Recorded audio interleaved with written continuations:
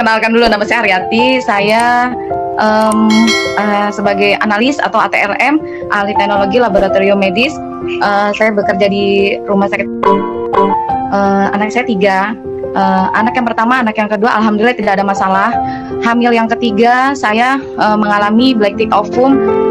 Hamil yang keempat, saya keguguran. Dan hamil yang kelima, pada saat saya hamil yang kelima ini, saya itu konsultasi ke dokter. Terus udah gitu, saya diperiksa untuk pemeriksaan TORS. Ternyata hasil TORS saya itu ada sebagian yang positif.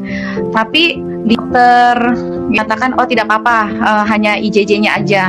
Tapi karena saya sifatnya tidak puas dan saya itu perlu opini yang kedua, akhirnya saya dapat rekomendasi dari dokter di tempat saya bekerja untuk ke dokter fetomaternal. Setelah saya ketemu dengan dokter fetomaternal ini, hasil USG-nya ternyata dokter itu mendiagnosa saya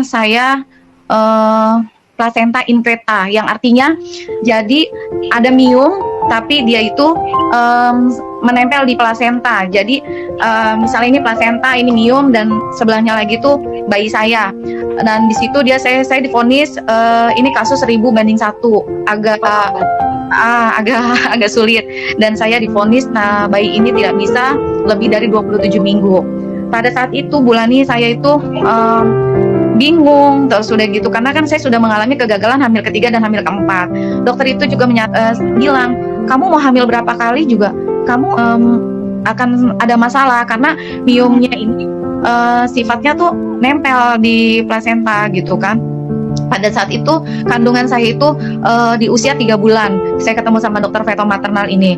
Terus ukuran si miom itu 2 cm, bayi saya 2,4 cm. Jadi sama hampir-hampir besar kan Bu, hanya bedanya 0,4 cm. Saya udah nggak tahu lagi harus gimana, karena kalau 27 minggu itu kan pasti bayi masih prematur. Nggak akan sempurna otaknya dan semuanya. Terus saya akhirnya dikenalin sama ibunya Gita untuk pakai produk Alfameta. Terus begitu ya, namanya ikhtiar, semua itu kan saya balikin lagi ke yang punya hidup gitu. Tapi saya tetap ikhtiar, saya pakai Alfameta dan saya pakai Alpaspin. Jadi saya mulai minum Alfameta di usia 3 bulan. Saya terus, tapi saya belum ketemu dokter itu sampai usia 6 bulan. Dokter yang fetomaternal yang bulan ya. Jadi selama 3 bulan saya shopping dokter di dokter kandungan yang lain, tapi dokter kandungan. Semua saya shopping dokter. Dokter menyatakan, oh nggak ada miomnya. Terus ada lagi dokter, ada miom, tapi saya tidak tahu ini posisinya increta atau tidak, karena saya bukan feto, dia bilang gitu kan. Udah, saya terus minum Alfameta selama 3 bulan dan saya tempelin Alpaspin ini ke kandungan saya. Dan alhamdulillah pas menjelang usia 6 bulan saya akhirnya bertemu dengan dokter fetomaternal itu. Dan alhamdulillah dokternya juga bingung, Bulani. Saya itu sampai di dalam ruangan itu lebih dari setengah jam. Dokter itu bingung. Saya udah USG bolak-balik ke kanan ke kiri. Itu tuh dokternya sampai ngomong, "Kamu minum apa? Kamu diminumin obat apa?" Saya diem aja karena saat itu saya bingung. Kenapa ya, Dok? Gitu kan. Miomnya tambah besar ya, Dok? Saya gitu kan. Enggak ada miom sama sekali, dia bilang gitu. Saya langsung gimana ya, Bu? Rasanya gila banget ya. Ya, sampai merinding saat itu. Alhamdulillah gitu, karena kan saya punya waktu 6 bulan itu kan 24 minggu. Saya divonisnya 27 minggu itu bayi itu harus diambil gitu kan. Saya sampai bengong, dokter itu nanya. Saya ingat cuman, kamu minum apa? Saya nggak jawab karena saya masih shock gitu ya, Bu. Terus akhirnya, kenapa ya, Dok? Kata suami saya. Ini nggak ada, sampai saya tuh 45 menit Bulani, saya tuh di dalam tuh, sampai dokter itu bilang semua bagus, dari otaknya nggak ada masalah, semua ukuran, terus jantung, ginjalnya oke, semuanya oke, sampai ukuran semuanya. Saya bilang, anak saya normal, dokter, normal, nggak ada kurang satu apapun. Sampai ya mukanya Bulani, saya saat itu mukanya nggak bisa ngomong apa, saya cuma bersyukur, alhamdulillah, saya cuma bisa ngomong itu. Sampai akhirnya saya lanjut tetap minum ini sampai lahir ya, Bu. Terus saya sampai 5 dokter subobgyn itu saya datengin, nggak ada. Akhirnya saya baru percaya, alhamdulillah gitu kan.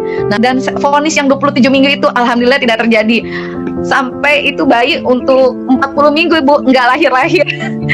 Akhirnya iya sampai 40 minggu nggak ada mules, nggak ada apa. Akhirnya saya ya udah sesar.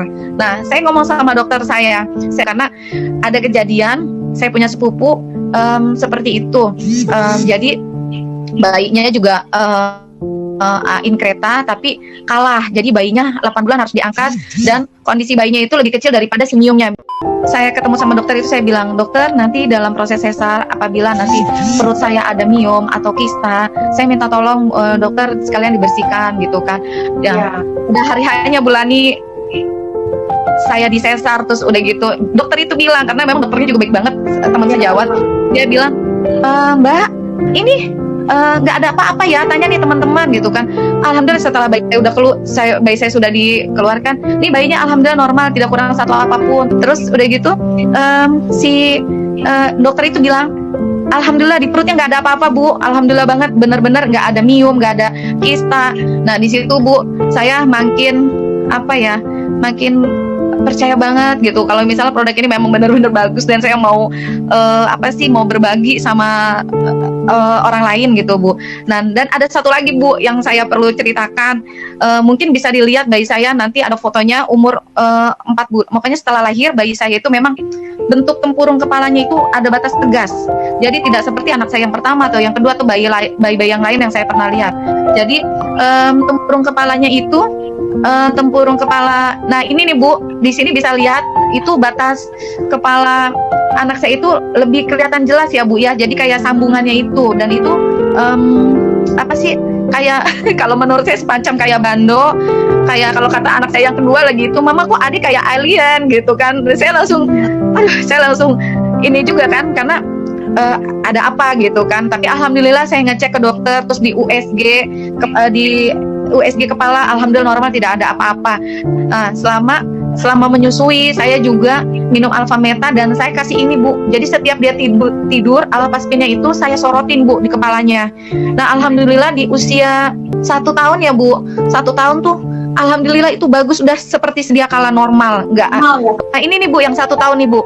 Ini satu tahun ini bayi ini udah bentuknya sudah bagus, jadi tidak ada batas tegas lagi yang tadi seperti yang umur usia 4 bulan. Itu setiap malam sama saya sinarin ini Alpaspinnya saya tempelin di situ. Terus saya juga masih konsumsi selama menyusui, saya minum Alfameta. Nah ini yang dipotong usia berapa nih Bu? Ini yang ini 2 tahun. Nah terus selama sekarang nih perkembangan anak Ibu sekarang udah usia berapa nih Bu Ari? 3 tahun, dan alhamdulillah ya itu semuanya pokoknya saya balik lagi, pokoknya saya bersyukur banget. Alhamdulillah anak saya 3 tahun di seperti layaknya anak-anak, tapi kecerdasannya alhamdulillah menurut saya beda dari kakak-kakaknya. Jadi